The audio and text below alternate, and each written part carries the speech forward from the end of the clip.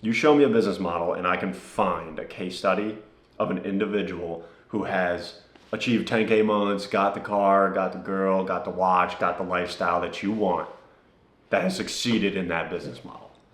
The one that you're tugging your brain cells at, thinking to yourself like, man, maybe this shit's just on the outs. Maybe this model just isn't working anymore. Maybe SMMA is dead. You know how many thumbnails, videos I've seen on YouTube over the years that said SMMA is dead?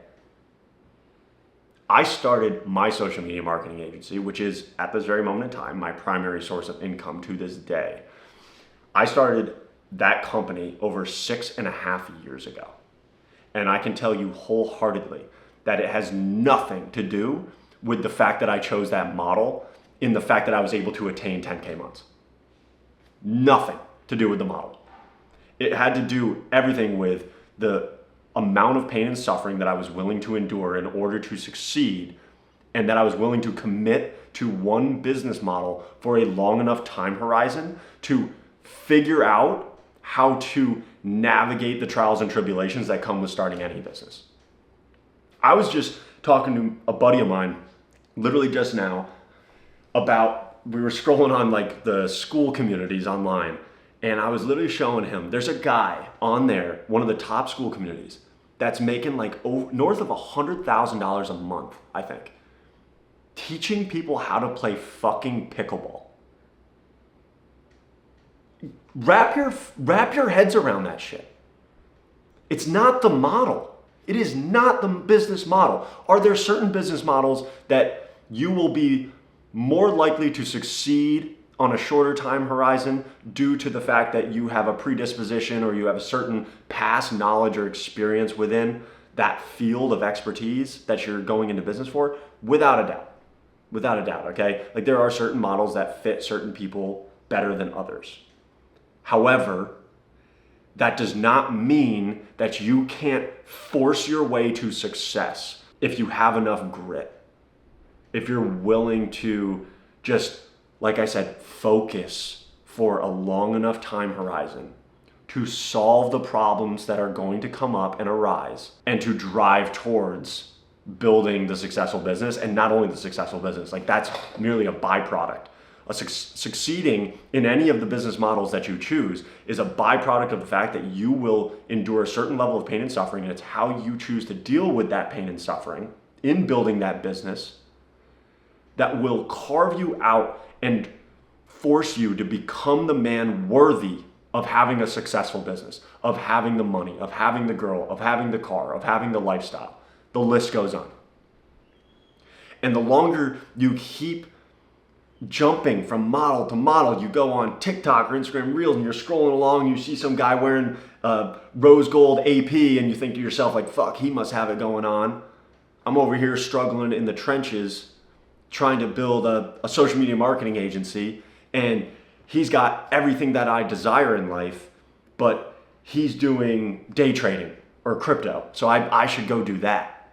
It's like, no. Did you ever just stop and think think to yourself, maybe that guy just was either, number one, just better at that thing, and so that's why he chose that route, or did you ever think maybe he was in your exact position with his business model years ago, but he chose to just stick with that one? I promise you, all of these business models, all of them have the potential to succeed, to attain whatever the income status level that you want to reach. They all do. The only question is, are you willing to stick with it long enough? My agency, I mean, like I said, or maybe I didn't even mention, I can't even remember at this point in the video, but I've been running my agency for over 6.5 years, and there have been a lot of ups and downs and punches in the face along the way. In year 2 of starting my agency, which I started from my parents' basement while still attending university, I grew up in a very rural town in upstate New York. I had 21 kids in my graduating class, just to give you an idea of just how small my town was. There were no businesses to really tap into that I could reach immediately in my local community that I had connections with or whatever it was. I had no one to go to for advice. No one in my family had ever built a large scale business or done an online business. Most of them didn't even understand what the fuck I was doing for work. And I had to reach out. Cold DMs was kind of the route that I took at the start. And I was signing clients in all the way from Florida to the Midwest to California. I would literally follow the time zones over doing my outreach so that I could hit people from 9 to 5. And I was signing clients in Florida. California was where a lot of my clients ended up coming from initially. All of which were in-person brick and mortar businesses. And in year 2, as I was saying, was 2020. 2019 is when I started my business. 2020 hit. That was my year 2. And you know what happened? I got a handful of phone calls over the course of 2 weeks and lost almost 80% of the client base that I had built up and the income that I had built up at that moment in time. And at that moment, I took the punch in the face like a man, got up, dusted myself off, and figured out, oh, maybe I should go out there and stack some retainer-based clients that wouldn't have their doors closed in these circumstances. And now here I am, over 6.5 years later, and I've got clients in all kinds of industries. But I always have a certain number of clients that are in industries that would go unaffected by things like that. Not that, that shit should just never happen again. It's criminal the fact that that even did happen, the scamdemic. But I digress. The fact of the matter is I learned a lesson through that.